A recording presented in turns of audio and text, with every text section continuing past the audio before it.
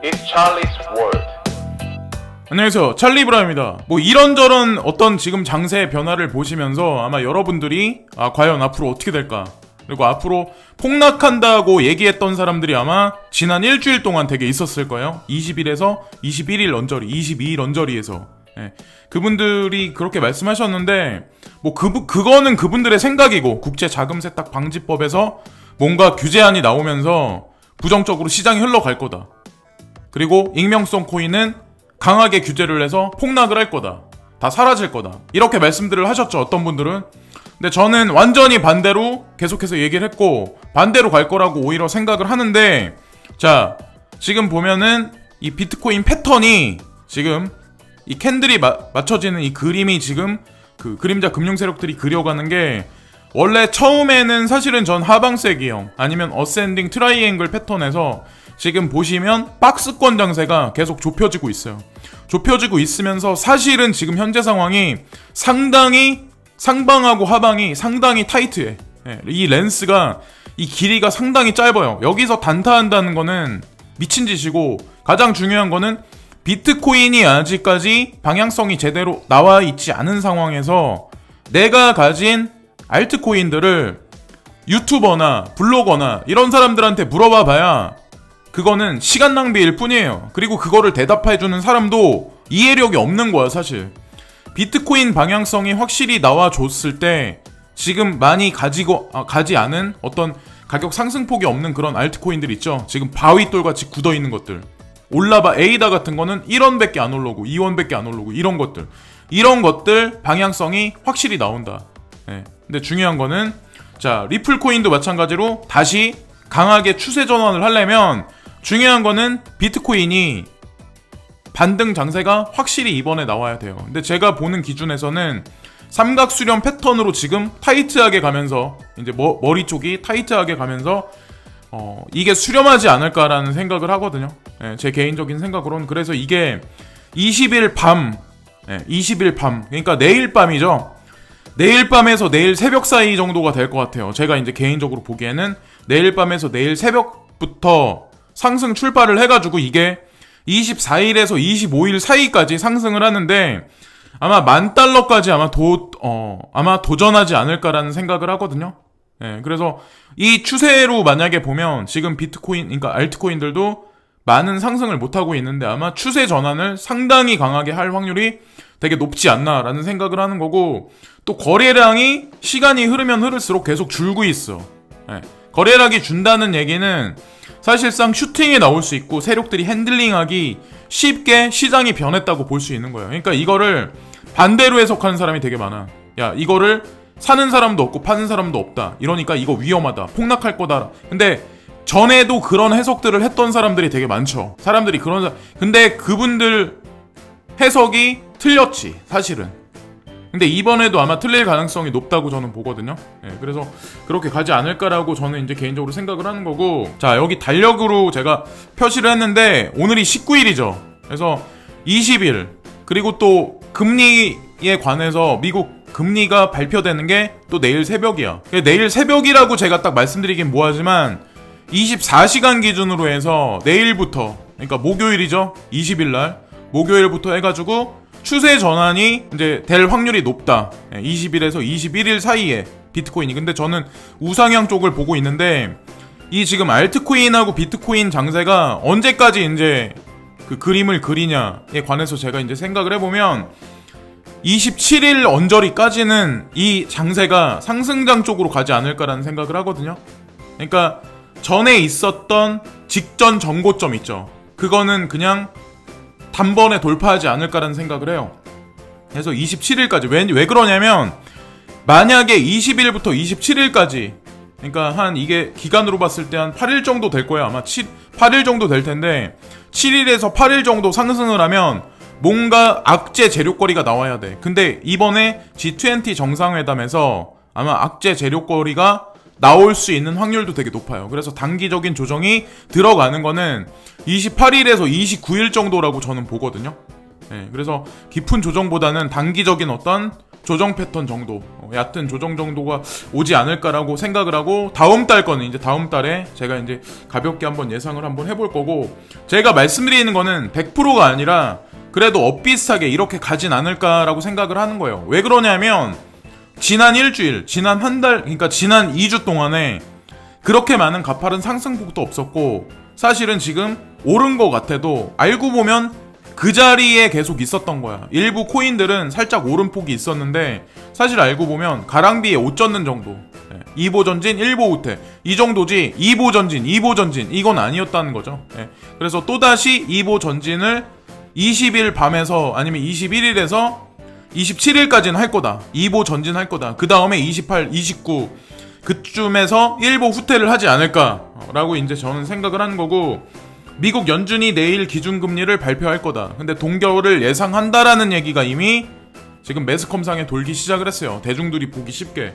자, 미국은 중앙은행인 연방준비제도가 우리 시각으로 내일 새벽 기준금리를 발표를 합니다. 라는 얘기가 나왔는데, 어쨌든 시장에서는 기관 투자가들은 기대치가 있기 때문에 사실은 주식도 오르고 하지만, 이게 막상 시장에서 금리가 동결됐다라는 얘기가 나오면 시장에서 반응이 어떨까요? 싸늘하게 식을 수도 있다는 거죠. 펀더멘탈이 없는 상태에서 주식이 오르던 뭐가 오르건 어쨌건 올라. 근데 중요한 건 이 미국에서 기준금리 발표하는 거에 관해서 금리 인하한다는 얘기를 하기 시작하면 결국에는 이 만약에 총알이라고 봤을 때, 총알 3방이라고 봤을 때 미국에서 가진 총알이 이제 거의 다 떨어져 가는 거예요. 달러라는 기축통화의 어떤 그 생명력이 100년이 거의 다 돼간다고 제가 말씀드렸잖아요. 그래서 어쨌건 지금 앞으로 이 총알을 쓸 수 있는 거는 연말 정도, 연말에서 내년 초 정도가 되지 않을까라고 생각을 하는 거예요. 그때까지 기준금리를 내린다 하면서 동결한다. 이거를 어느 순간까지는 끌고 가다가 연말부터 내년에 몰아서 트럼프 대선의 그 선거 기간 언저리까지 질질 끌고 갈 확률이 되게 높다는 거죠. 근데 제가 개인적으로 봤을 때 트럼프 대통령이 다시 한번 재선에 무슨 별다른 해프닝이 없다면 당선할 확률이 높아요. 왜? 그가 적격이거든.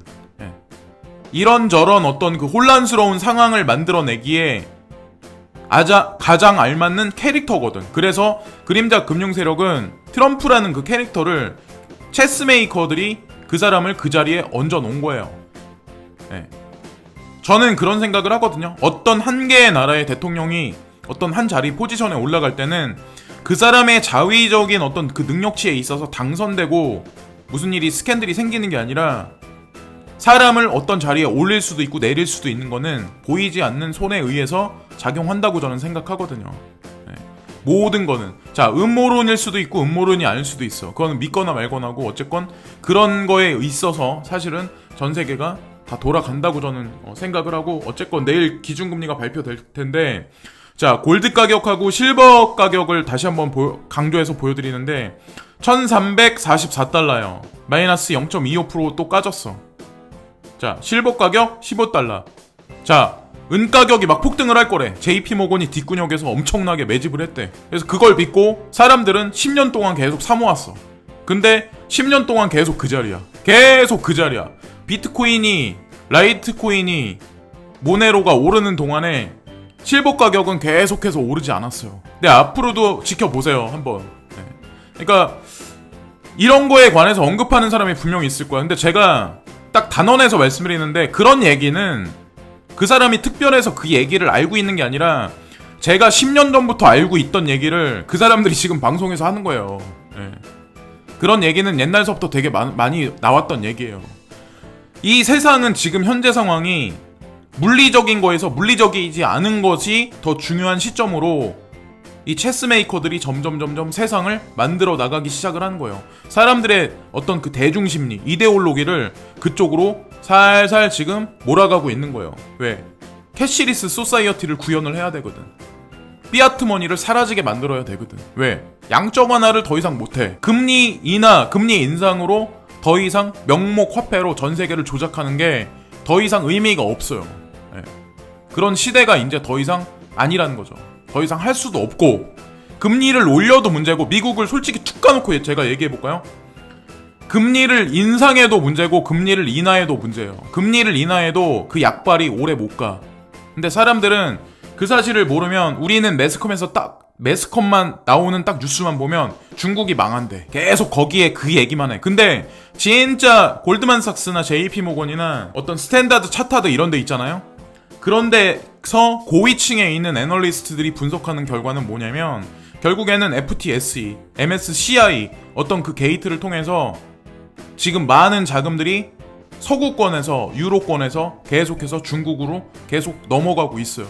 근데 이거는 중국을 단숨에 살찌워서 털어먹겠다는 그런 의도가 아니라 그쪽으로 넘어가는 거예요. 그래서 상당 기간 오랫동안 GDP, GNP를 계속해서 올려줄 확률이 되게 높아요. 왜? 거기는 올려줄 만한 어떤 그 빈 공간이 있거든. 근데 지금 미국이나 유로권은 그런 공간이 이미 다 찼어요.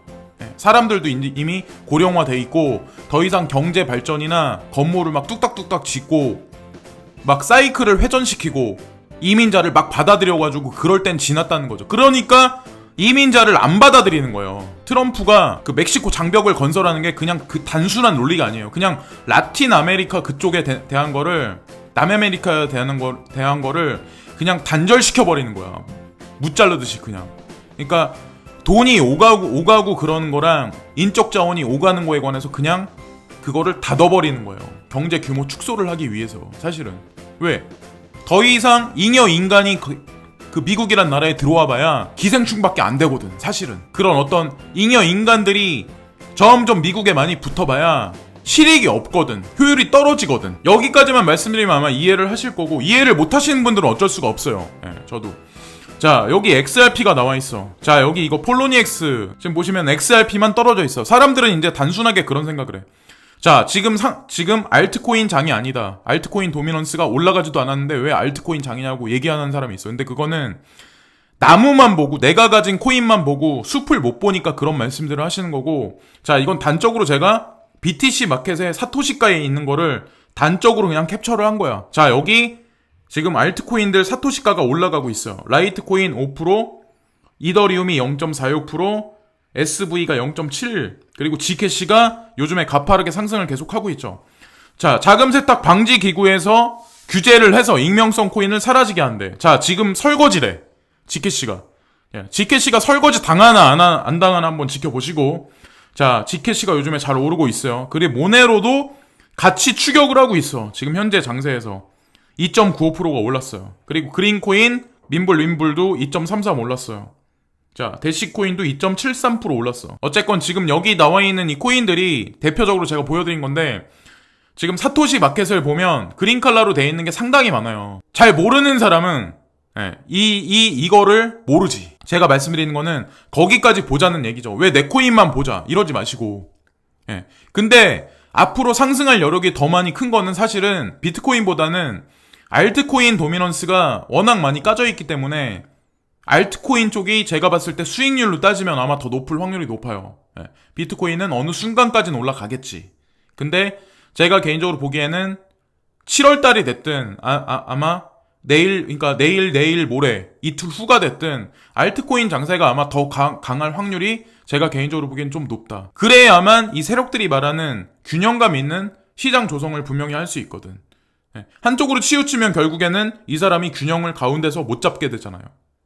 그래서 이들도 그걸 알기 때문에 지금 사토시 마켓을 보고 있고 블록볼리오를 돌리는 사람은 내 지금 비트코인이 개수가 다시 늘어나고 있구나라는 거를 아마 아실 거예요. 그게 보이실 거예요. 그게 단 1비트코인이 늘든 뭐 0.1이 늘고 있는 게 그게 팩트고 그게 사실이라는 거죠.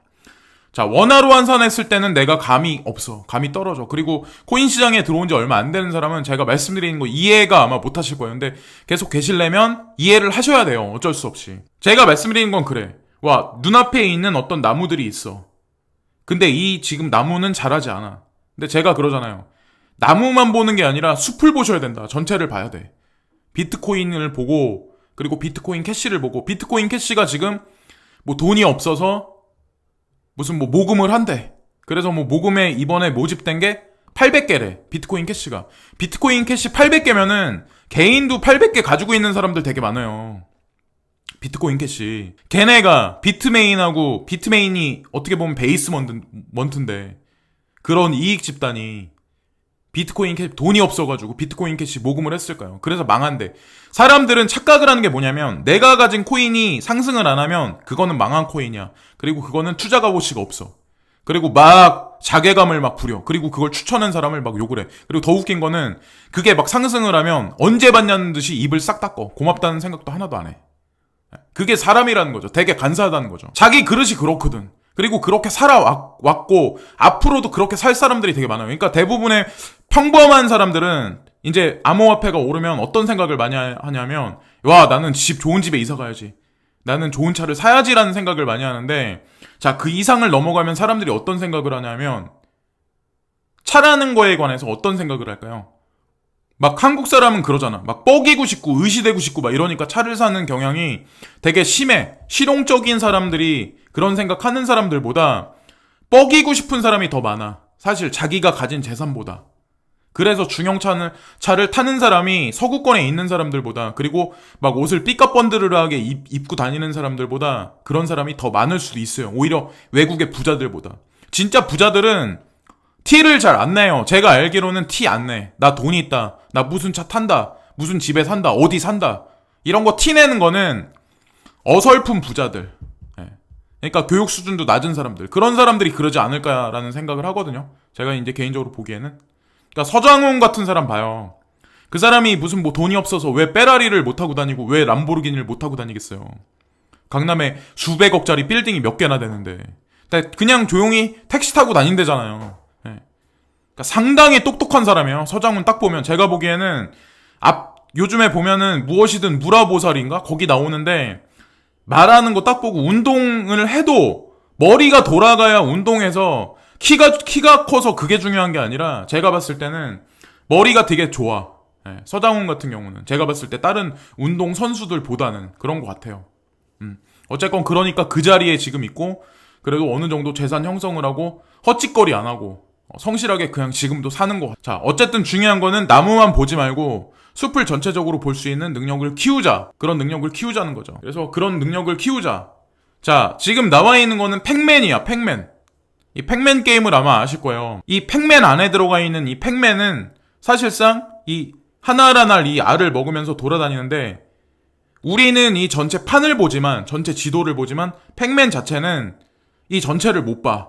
그러기 때문에 언제 앞에서 상대 적을 만날지, 언제 어디서 무슨 일이 생길지 몰라. 근데 제가 보는 거는, 말씀드리는 거는, 이 팩맨이 단적으로 눈앞만 보는 거 말고 이 전체를 볼 수 있는 전지적 작가 시점으로 우리가 전체 시장을 봐야 된다는 거죠. 그래야 수익률도 더 극대화할 수 있고, 내가 어떤 코인이 막 갑자기 30% 40% 펌핑이 있었어. 그럼 당연히 떨어지죠. 그러면 당연히 많이 안 올랐던 코인으로 옮겨가는 게, 그게 이성적이고 그게 당연한 거지.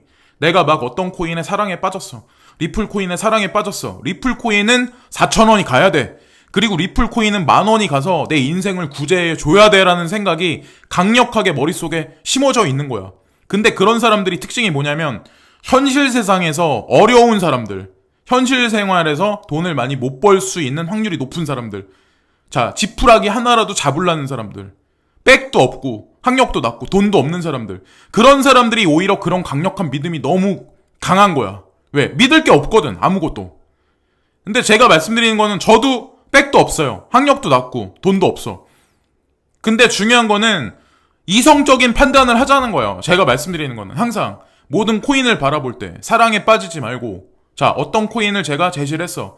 그러면 그거를 막 좋게 그렇게만 보지 마시고, 내가 그거를 평가를 해. 야, 찰리 브라운이 이런 얘기 했는데 이 코인을 내가 봤을 땐 어떻다. 아, 지금이 매수 시점인가 매도 시점인가 한번 분석을 한번 해봐야죠. 비교 평가를 한번 해보고. 근데 중요한 건, 막 불장이 있을 때 대출 받아서 끌어다가 막 사는 게 아니라, 오히려 시장이 조용할 때, 그리고 막 그 유튜버들이 야, 지금 위험합니다, 사지 마세요, 지금 위험합니다, 사지 마세요, 막 이럴 때, 시장이 붉게 물들었을 때, 그리고 사람들이 막 코인에 관해서 막 욕하고 막 이럴 때, 그럴 때 오히려 냉정하게 투자자적인 관점으로 한 번 더 다시 한번 접근해야 되는 거예요. 왜? 세력들은 이 시장을 키워나가는 관점으로 지금 그래프를 그려나가는 거지, 2018년에는 그래프가 꺾이는 추세였는데 그거를 지금 고추 세우고 있는 거야. 계속해서 각도를 살짝 올리고 있는 거예요. 2보 전진 1보 후퇴 이렇게 표현할게요. 자, 상승 횡보, 상승 횡보, 그리고 찔끔 하락, 상승